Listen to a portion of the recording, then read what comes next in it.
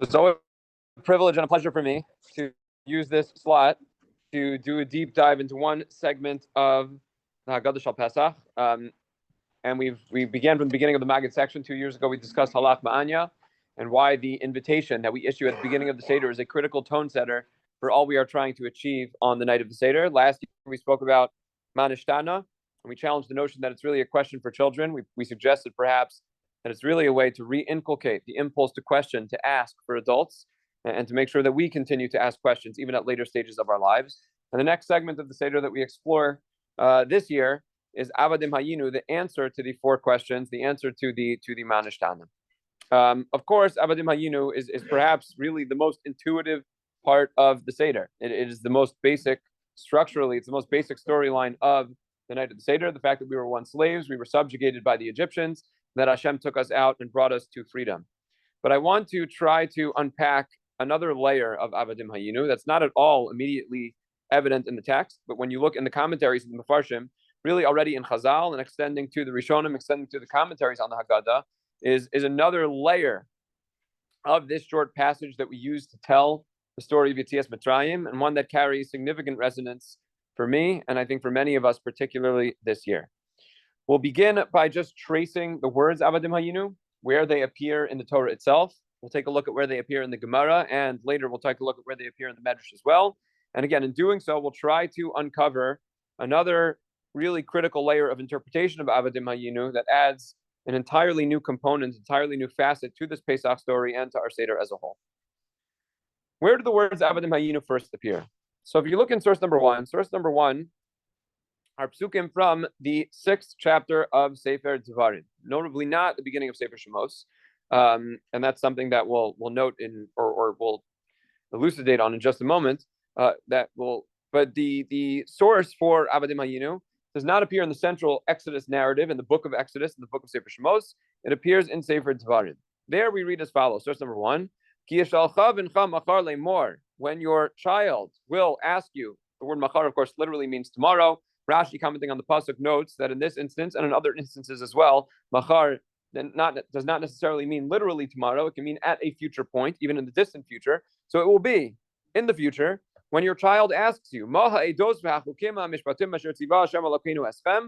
are all of these edos, chukim, mishpatim, different words describing facets of the laws that we observe, of the mitzvahs that we observe. Chukim and mishpatim are two classic categories. One being a law without intuitive explanation, the second being a law with intuitive explanation. Eidos is a kind of testimony, laws that we observe that testify to something that HaKadosh Baruch Hu did, in this case for Am Yisrael. What are all these laws that Hashem commanded you? What is your response when you are going to be asked that question? Second line of source number one, the Amarta levincha, you shall tell your child, Avadim hayinu lefaro b'Mitzrayim, we were slaves to Paro in Egypt. Hashem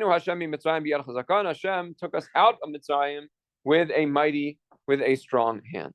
So here we have the original source for Avadim Hayinu Lefaro Mitzrayim. It is indeed recorded as a response to a question that your child will ask you. Certainly, again, a central theme of the night of the Seder is the children asking questions and us providing answers to those questions. The Torah itself tells us that there will be this dialogue, this back and forth between children and parents. They're going to ask you questions. Your response should be Avadim Hayinu. Now, is there anything noteworthy about the particular placement where the Torah chooses to record Avadim Hayinu? Now, we noted a moment ago that it is Devarim Parak Vav, it's the beginning of Sefer Devarim, rather than Sefer Shemos.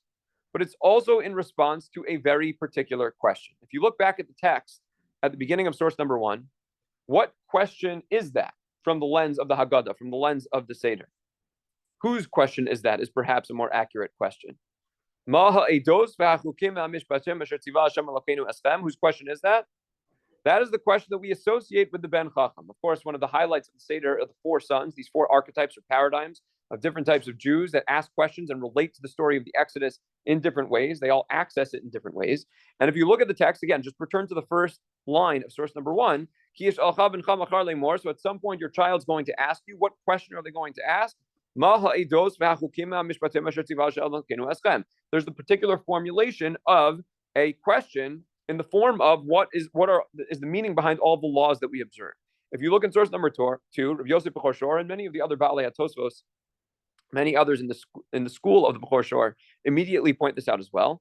When your child will ask you in the future, he immediately points out that this pasuk is referring to the wise child, the archetype of the wise child, because his question is focused on the details, on the ritualistic aspects of the Seder. Why are we eating matzah, maror, the carbon Pesach?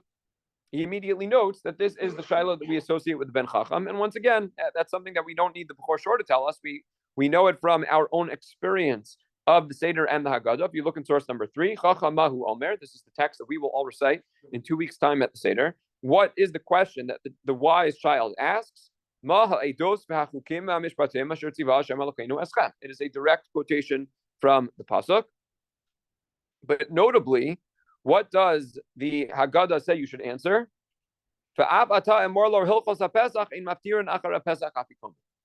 answer is not Avadim Hayinu L'Farav B'Mitzrayim. Mind you, at the point that we're going to say this in the Seder, we will have already recited Avadim Hayinu L'Farav B'Mitzrayim. Here, the Haggadah offers a different answer, Ein Maftirin Achar HaPesach Afikomen. So you have a little bit of a gap between the presentation and the Torah, whereby Avadim Hayinu L'Farav B'Mitzrayim is an answer that's targeted to the Ben Chacham, to the wise son. In the Haggadah itself, it seems like this almost generic answer, this overarching answer that's given to all the children. Only later do we talk about the 4 sons and the different questions that they will ask. Now, just to understand, this is almost a side note, but I think it's important as well. All 4 of the children are asking a question that is rooted in text of the Torah itself. Take a look at source number 4.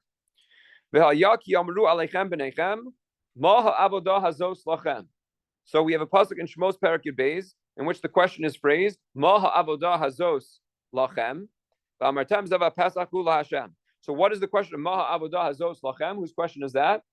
That is the question of the Ben Rasha. Of course, in the Haggadah, we emphasize the fact that he says lachem, that he says to you. He's trying to exclude himself from that category. Of course, one can ask, the Shiloh of the Ben Chacham also has the language, Asher tziva Hashem Elokeinu eschem, to you. So many of the Mefarshim point out that the Chacham also, if we're really reading into his language with a fine-tooth comb, he also seems to exclude himself from the collective of Am Yisrael. So different answers given to that question. The Rishonim point out that the Ben Chacham at least has the word Hashem Elokeinu. He has our God, so he includes himself, but out of respect, he's saying that you were the one who received the command from Hashem directly. But you have the question of the Rasha in source number 4. What is the answer to the question of the Rasha in the second line of source number 4? Etc., etc., etc. It's the symbolism of the carbon Pesach, Hashem passing over the houses. You do not see the words. Which words do you not see there? You do not see the words Avadim Hayinu L'Farav B'Mitzrayim. Source number 5. So words that start the same way as the source that we saw in number 1, that at some point in the future, machar, again, possibly even distant future, you will be asked by a child. What's the question you will be asked? Mazos. What is this? That's the Shiloh of the question of the Ben Tam, the simple child who's not emphasizing any nuances. He's just asking in a most generic sense what's going on tonight. Again, it's a beautiful answer that Hashem took us out with a mighty hand. And then the next line, and Hashem slaughtered, Hashem killed the firstborn of all of the Egyptians, but he saved the firstborn of the subjugated Jews. So you have this nice lengthy exposition on what the whole story of Yetzias Mitzrayim is, once again without the words Avadim Hayinu. And then finally in source number 6, you have Matzos Ye'achel Eish Shavas Hayamim Lo Yira'elecha Chametz Lo Yira'elecha Se'or B'chol Givulacha. So we have the command to eat matzah, to avoid chametz for the 7 days of Pesach. And then the second line of source number 6 in bold, that is the source in the Haggadah for the She'enu Yodei Lishol. In that instance, the command to teach your child is not prefaced with a question, because, again, according to the Haggadah's assumption, this is an instance where a child is, for whatever reason, incapable of asking, either because they don't know to ask, or tragically, they don't even feel connected enough to ask. I think that's another approach to the She'enu Yodei Lishol that looms large, particularly in a contemporary context. But there you have you shall instruct them. What are you going to tell them?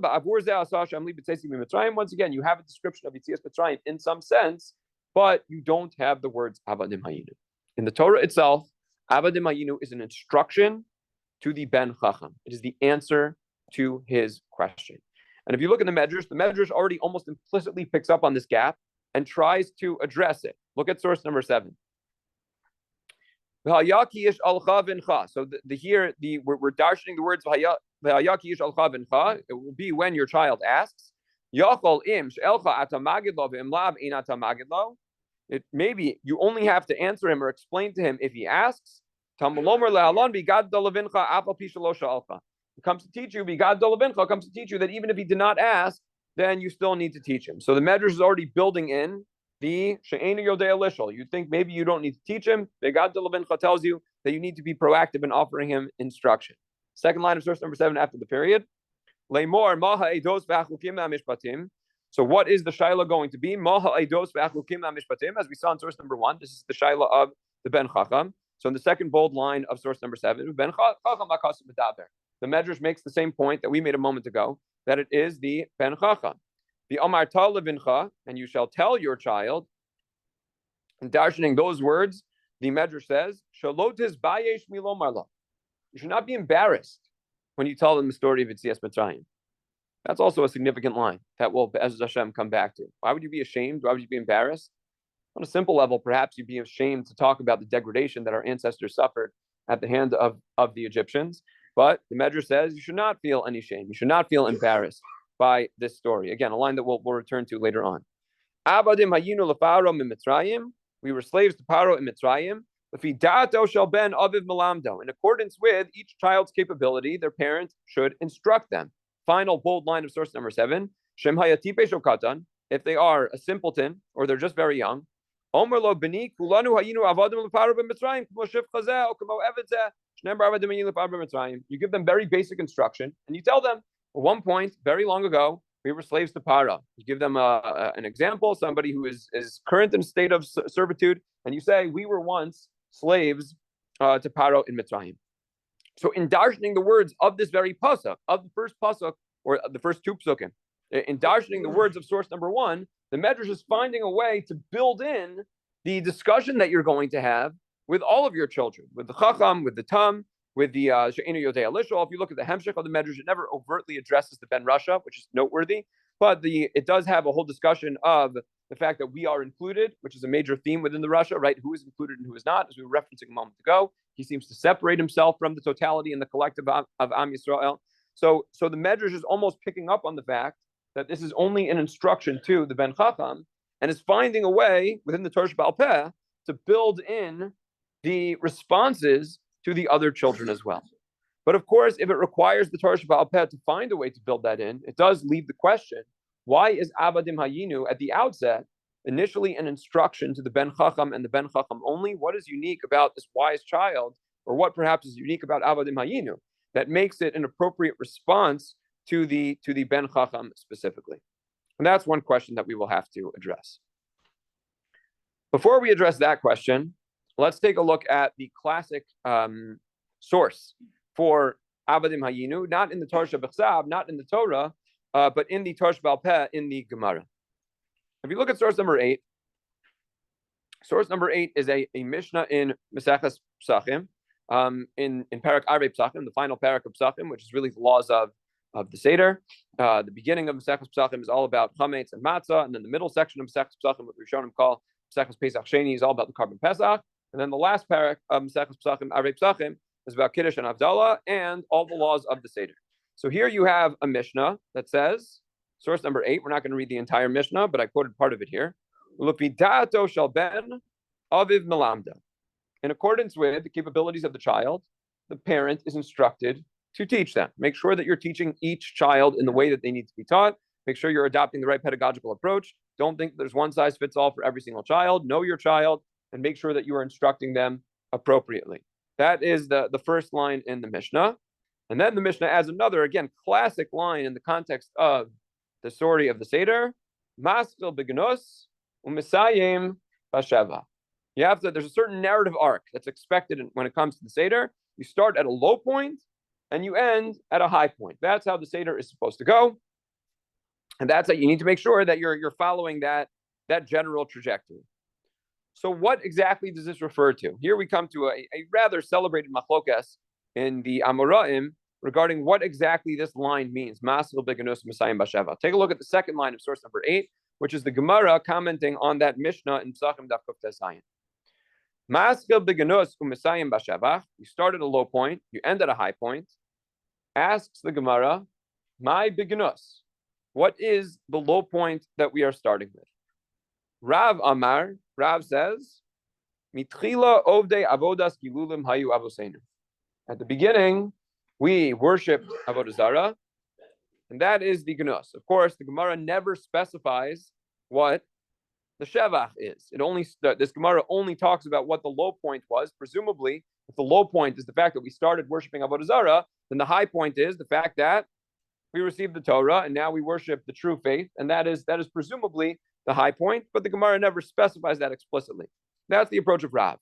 Shmuel Amar, Shmuel, the frequent bar plugta of Rav, Shmuel, who frequently disagrees with Rav, first generation Amoraim, Shmuel says Avadim Hayinu.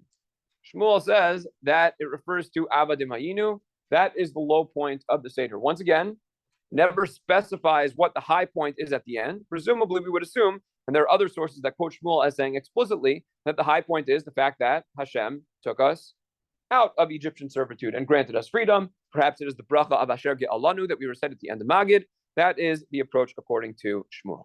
So you have two options as to what Maskil Beganos Messiah Bashevach is. According to Rav, back in the day, we were idolaters. We engaged in polytheistic, idolatrous worship.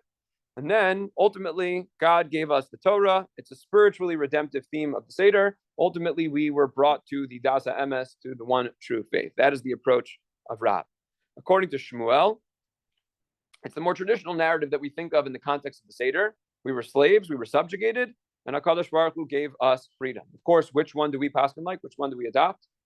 Of course, in our Haggadah, you will find both. And that, too, is, again, a major subject among the Rishonim as to why exactly we do both. Is it that we're trying to hedge, so we paskin like both?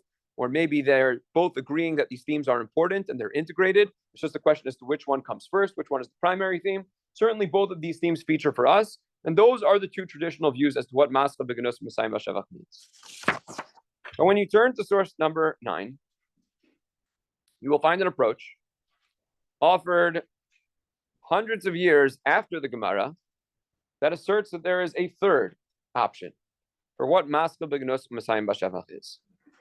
The Rashbatz, in one of the late Rishonim, in his commentary on the Haggadah, says the following. Source number 9. Amru Rabboseinu Zal, and our Chachamim told us, Shu poseach begnus, that you need to start at a low point. Hagenus, what is that genus? Humasha Amru Bamedrash. He has two great options for what genus refers to. Mitzchila Ovdei Avodah Zarah, Hayu Aboseinu, Avadim Hayinu Lefaro b'Mitzrayim, but he chooses to adopt neither.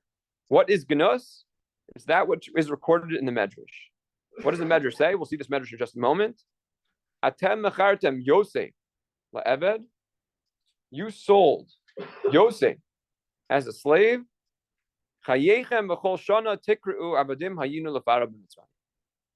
Hashem turns to the Bnei Israel and says, you sold Yosef into slavery. Of course, this is a reference to the moment when Yosef's brothers sell him into servitude in Mitzrayim. You sold him. Mida keneged mida, your punishment will be every single year. You will record about yourself. Abadim hayinu lefaro b'Mitzrayim. V'hashevach hu ki kemo sheyosef mibesa asurim yatza limlo kamanachnu yatzanu lecheros. And what is the shevach? Just like Yosef left slavery, left servitude, and ultimately became aristocracy, became royalty in Egypt, so too we left the servitude of Mitzrayim and we became free. According to the Rashbatz, what is the genus of the Seder? What is the low point that the Seder starts? It's not Avadim Hayinu, it's not Mitzchila Ovdei Avodah Zarah Hayu Vaseinu. It is Mechiras Yosef.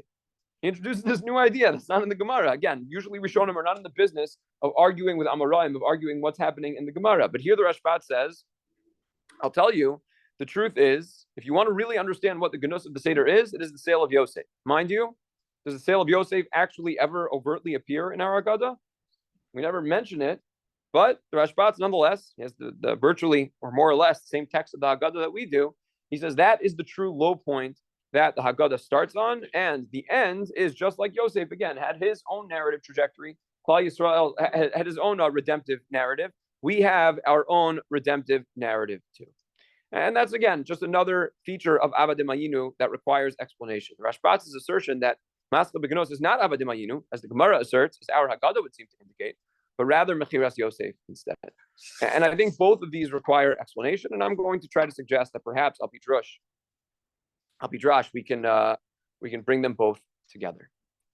Now, in doing so, I want to focus on two other sources in Chazal that quote Avadim Hayinu. And they do so in a way that is less familiar to us than our Haggadah, but I think are critical pieces to understanding our Haggadah. One will be familiar to us from the Rashbats that we just quoted, and the second, I think, is critical to our general understanding as well. And those sources appear in the Medrash Tehillim, as quoted in source number 11, and in a Psikta that appears in source number 12. Source number 11, the Medrash in Tehillim, is commenting on Mizmor Yud in Sefer Tehillim. Lama Hashem ta'amod barachok ta'alim litos batzara. Why, Hashem, are you so distant? That's the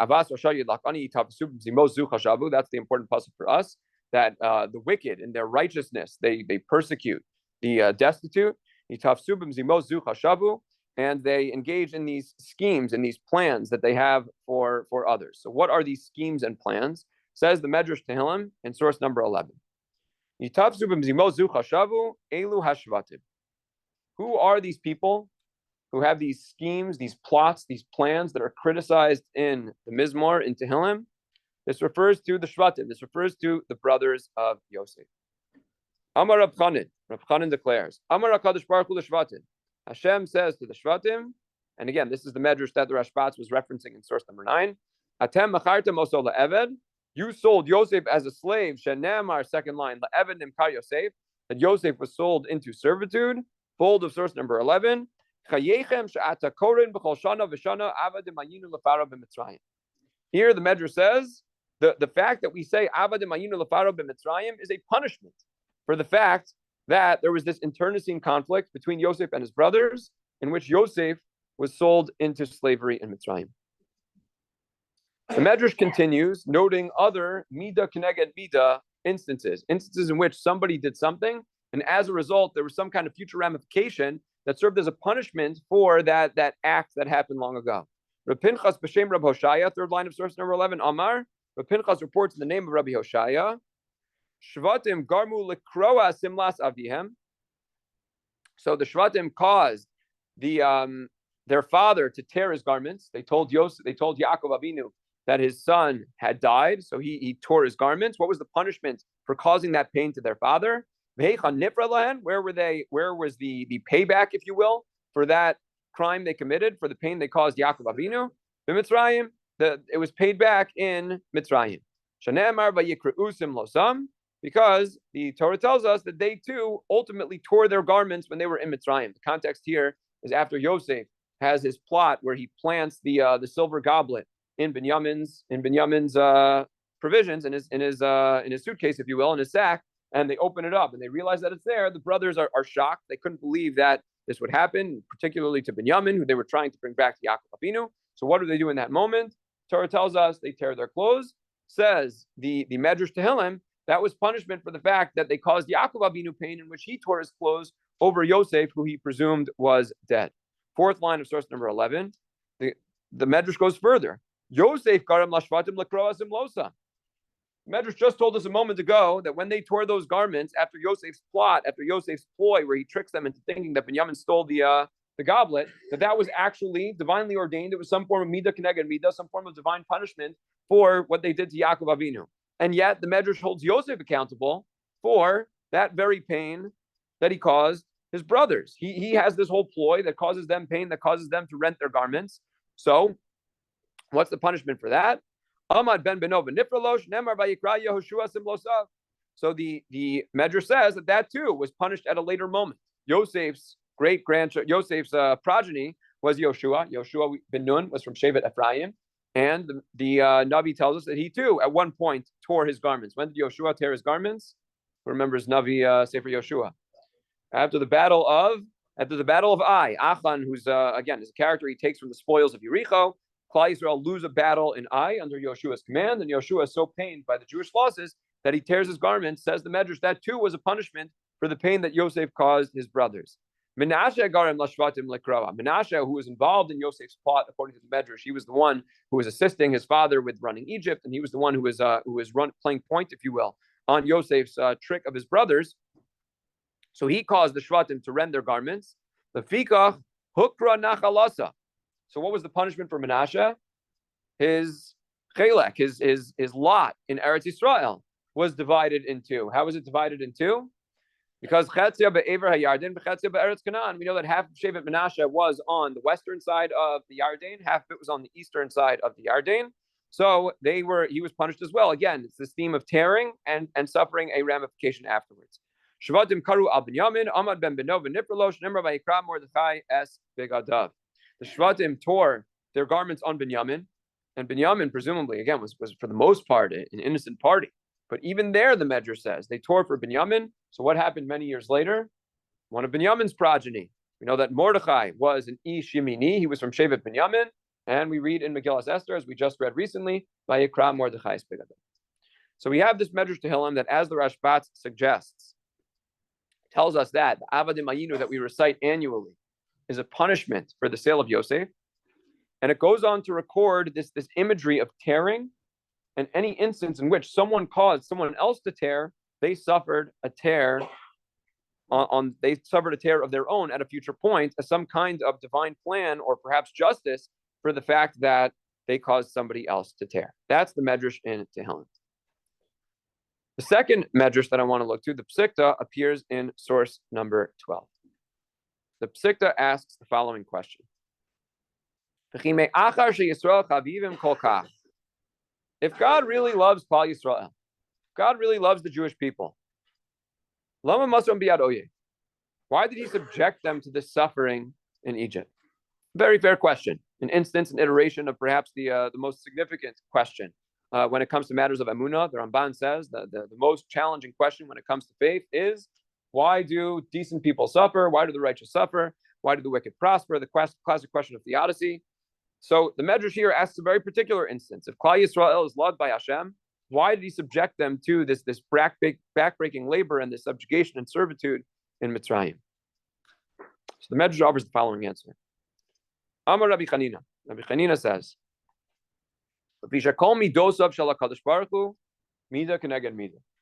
once again, we have this theme that all Hashem does is Midah Keneged Midah. It's some form of divine justice in orchestrating the larger course of history. At the beginning, before the Jews went down to Mitzrayim, Hayu b'nei ha'imahos mevazin b'nei hashvachos v'lo nahagu b'hem minhag achva. The children of Leah would harshly treat the children of Bilhah and Zilpah, and they didn't treat them below nohag b'hem minhag achva. They didn't properly treat them as brothers. Third line, HaKadosh Baruch Hu. And God did not appreciate that. It was very difficult for him to watch some of the Shvatim, some of the 12 Shivtei Ka, some of the 12 tribes of Israel, treating their brothers in that kind of denigrating fashion. So the Ruach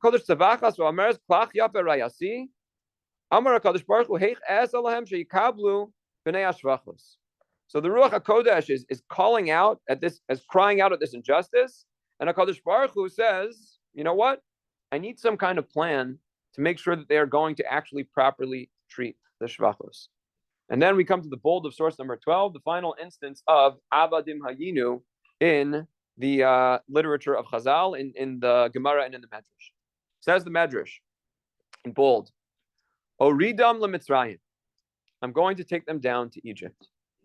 V'yiyu kulam avadim, and all of them will be slaves. Uv'shah she'egalim, when I take them out, when I redeem them, etein lahem mitzvahs Pesach sheyasku ba, heim u'vneihem u'vnei vneihem. I'm going to give them this mitzvah when they come out of Mitzrayim, after they have all been slaves, after they've all been at the same level, they're all subjugated the same way, they're all treated the same way, they recognize that they are all the same. At that point, I'm going to give them a mitzvah of Karban Pesach. Second to bottom line of source number 12.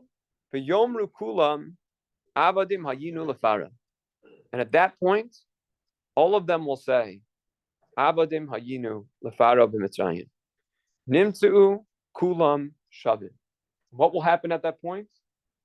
They will realize that there's no hierarchy, there's no tension within the definition of Am Yisrael. They will all come to realize that all of us are one. All of us are equal. At that point, perhaps they will realize, Hashem says, if I can elucidate or elaborate on the Medrash, maybe at that point they will realize the achva, the brotherhood that unites all of them. After the bold of source number 12, the Kol Kach Lama, why would HaKadosh Baruch Hu go to those lengths? Lo diagdu laso ushvacho shel HaKadosh Baruch Hu. So that the greatness and the shevach, maskil beganos u'masayim ba shevach, the praise of HaKadosh Baruch Hu should be known. L'chol ba'ei olam, to everyone in the world. What is that praise? V'yedu lasos shalom bein briosa. And they will know that the most important thing is to create shalom, is to create peace. L'kach nikra shemo shalom, shneim v'yikra lo elokim shalom. So the Medrash concludes by saying Hashem's very name is Shalom. He went through the entire experience of Shibud Mitzrayim just to bring Shalom, just to bring Achva, just to bring brotherhood to the entire Jewish people so that they wouldn't improperly treat each other. If you look in Rashi, on Bereshis itself, in source number 13, the Rashi there implicitly links these two midrashim. The story of the mistreatment of the Bnei Ashvachos, the mistreatment on part of some brothers of the children of Bilhah and Silpah, is, according to Rashi, the very reason why Yosef was sold into slavery. Take a look at source number 13. So Yaakov is living in the land of Canaan. Second line of source 13. Eila Tolados Yaakov, and these are the progeny of Yaakov. Yosef ben Shavat Esrei Shana. Yosef is 17 years old. Hayaro Esach HaPatzon. He was shepherding with his brothers. Who na'ar es b'nei Bilhah v'es b'nei Zilpah nashei aviv. Hayaveh Yosef es dibasam ra'a el avihem. He's a young man. He hangs out with the Bnei Bilhah and the Bnei Zilpah, the Bnei Hashvachos. And Yosef brings ill reports of the Bnei Leah, of some of his brothers, to his father. What is this ill report that he brings? 14, Rashi, as dibasam ra'a. He was constantly tattling, he was constantly reporting to Yaakov on the misconduct of his brothers, of the children of Leah. What were the things that they did wrong? Rashi lists 3 things. And if you look again, already the Mefarshim on Rashi talk about how each of these is really rooted in the pasuk itself. They were not doing proper shchita. They were eating animals without proper shchita.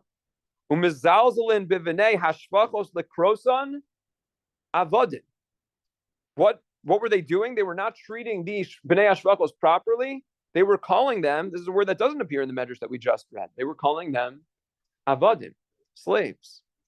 And there was promiscuous activity as well that he was reporting on, or at least that he was under the impression that they were engaged in. Mezalzim Bnei Ashvachos lekros an avadim. They called the Bnei Ashvachos avadim. Hashem says, we will say, avadim hayinu lefara b'Mitzrayim. They sold Yosef. Then, after Yosef is reporting on them, they sell Yosef as an Eved. Hashem says as a punishment for Yosef being an Eved, you will say for perpetuity, Avadim hayinu lefara b'Mitzrayim.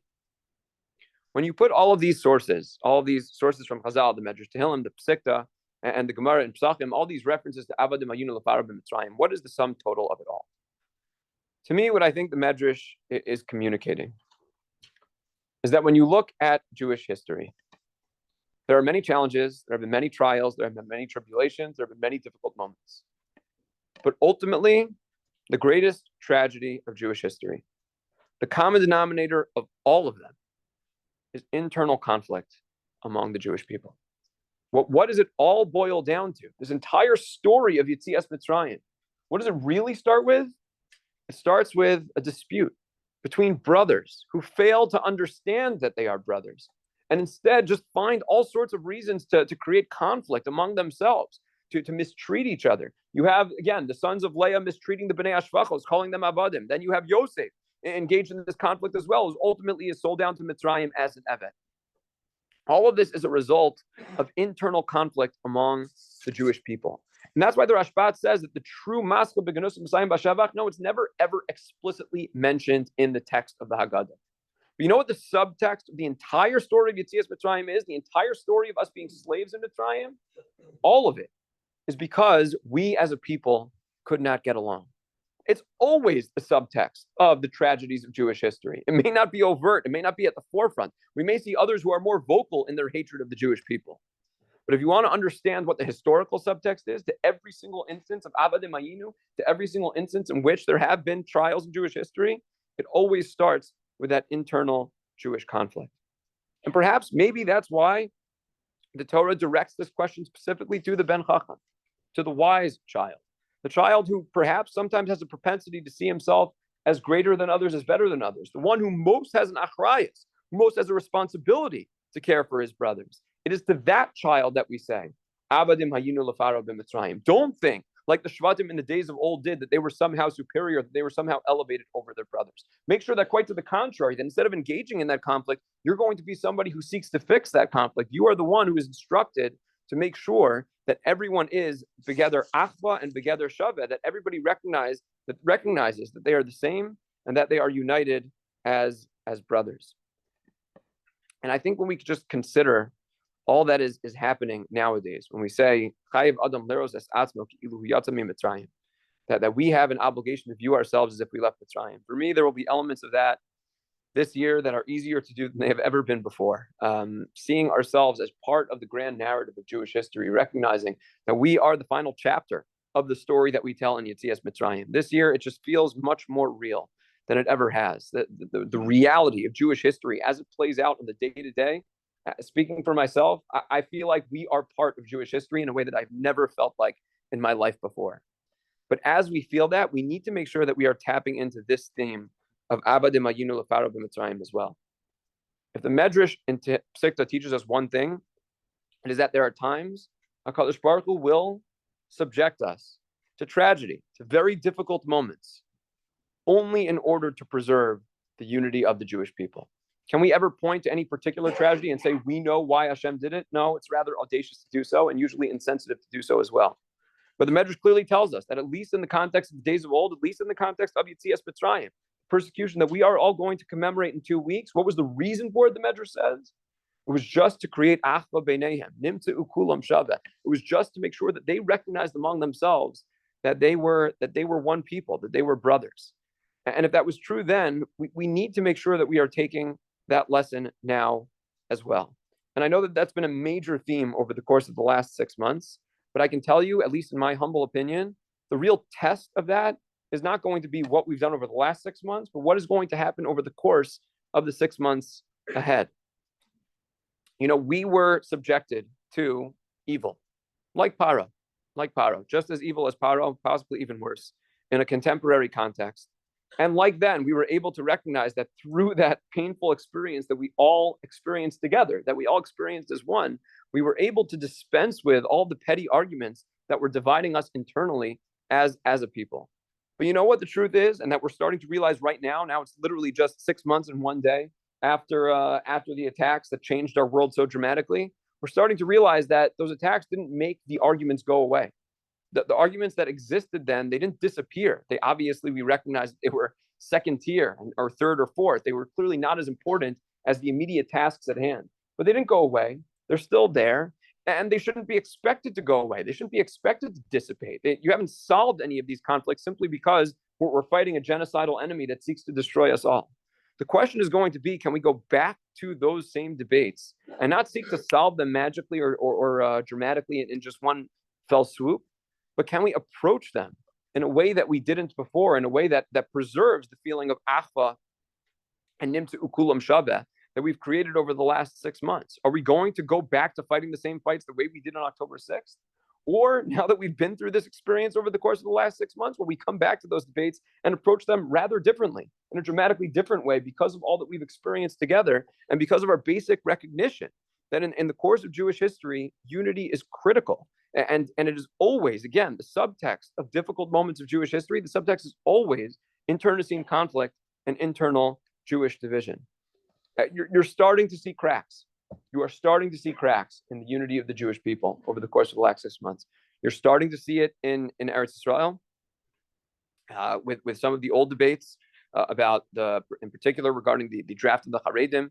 That's coming back to the forefront. You're starting to see it in Chutz La'aretz as well, with certain segments of the Jewish population here, not, in my mind, properly supporting Achenu B'nai Yisrael and Eretz Yisrael, and perhaps losing some of the moral strength and clarity that perhaps they had for the course of the last 6 months. You're starting to see those cracks again. But the task for us is not to just point to the others that we disagree with and say, you are the problem because you are causing a fracture in Jewish unity. The challenge for us is to strive to be the Ben Chacham.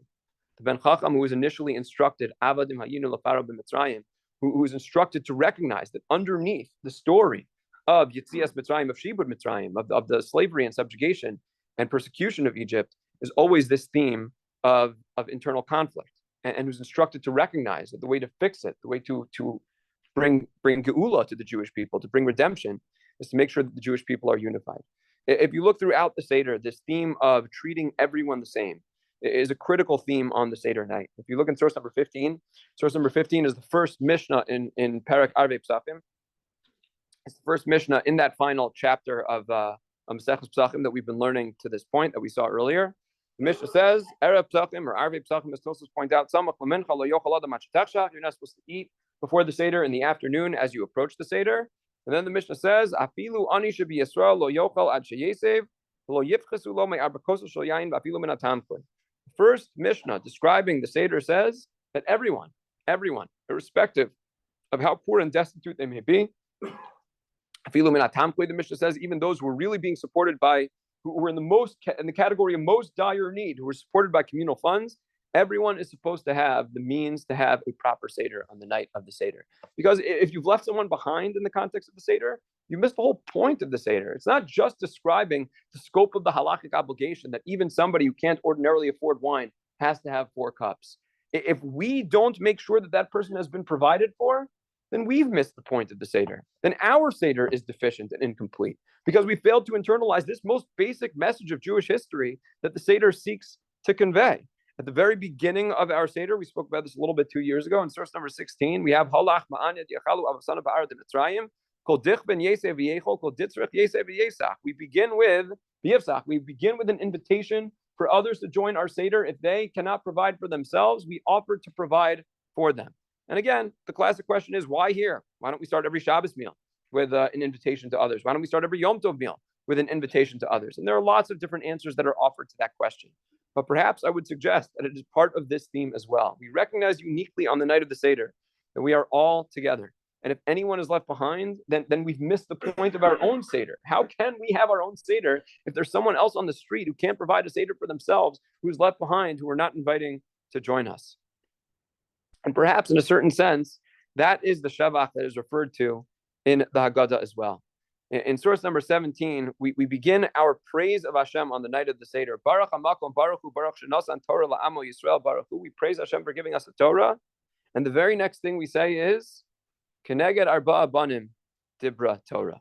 We immediately say that all 4 children, all the different types of Jews, all the different archetypes, all the different paradigms, on the night of the Seder, we all share one same table. We all sit at the same table together. We all celebrate the same story together. Perhaps that's not happenstance, but perhaps that is part of Maskil Beganos U'Misayim B'Shevach. The Shevach is not just the fact that Hashem took us out of Mitzrayim. It's that sometimes, at some moments in our history, at some moments in our calendar, in our year, perhaps one night on the night of the Seder, we managed to bring the entire Jewish people together. And that's the true Shevach, that's the true praise that the night of the Seder seeks to accomplish. That triumphant moment when we manage to recognize the brotherhood that unites all of us, when we manage to tap into those themes that have been the source of our redemption, of all the redemptive moments of Jewish history, when we can achieve that, that is the true Shevach, that is the fixing, the tikkun, for the problems of the Chiras Yosef, of the treatment of the Shvatim, of all the internecine conflict and internal division that served as the subtext and cause of all the suffering of our past. This year at the Seder, may we all seek to tap into that theme. Tap into that theme with our own family members. There are all sorts of different children sitting around our tables and our own narrow families. Let us really strive to tap into that theme as a people, as a nation, over the course of the months ahead. 6 months ago, on Shabbos Shuvah, if you recall, I spoke about the importance of being able to overcome small internal divisions, Averos Kalos, in recognizing that ultimately we are just one people. And now we stand 6 months later, and those averos kalos, those small divisions between us, are threatening to tear us apart again.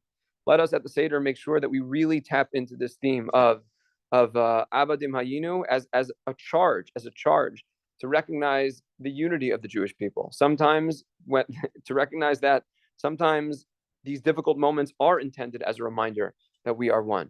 And in the spirit of the unity that we seek to achieve, in the spirit of the achva, of the kulam shavim, the idea that we are unified as one, as a single people, may we be zocha to see geulos like in the days of old. May we be zocha to see a full redemption of the Jewish people, like happened by Yamim Mahim. May we be brought back to Yerushalayim, v'nochal sham min hapsachim min azvachim, and a rebuilt Yerushalayim in the Meheira B'yameinu.